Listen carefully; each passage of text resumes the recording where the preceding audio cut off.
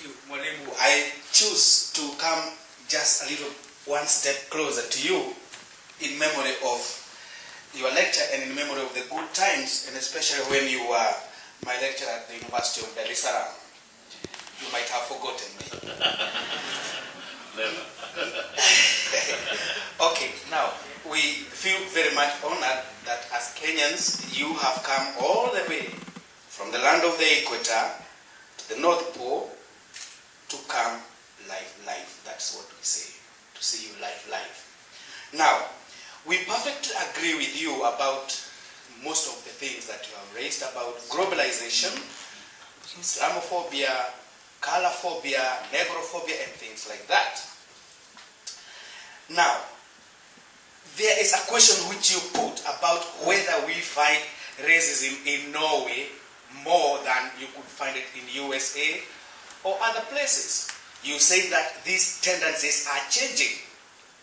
But I can assure you that in Norway we have what we call covert racism, which are not open. No Norwegian will say that he or she is a racist, but it exists. Anyway, my bone of contention with you, immortality. As a highly qualified professor, I think you touched on the raw nerve of anti-feminism and sexist view of that word, immortality, whereby you quoted that since you have 5 sons, then you are assured of immortality. Then it occurred to me, as a Gikuyu and Mombi had 9 daughters. Yet they have secured immortality. Now, Honorable Professor, Jesus did not even have a child that we know of. Even the sons of Muhammad, they are not as prominent as he is.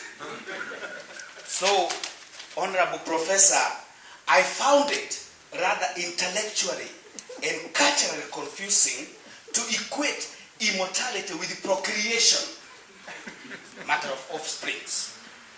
We will remember Professor Ali Mazrui not because of how many sons he has, but the volumes of ideas he has produced in his books and lectures, rather than his conjugal activities. Probably on that I would like to ask you about. Well, it's mostly the definition of culture, dividing it into social and aesthetical.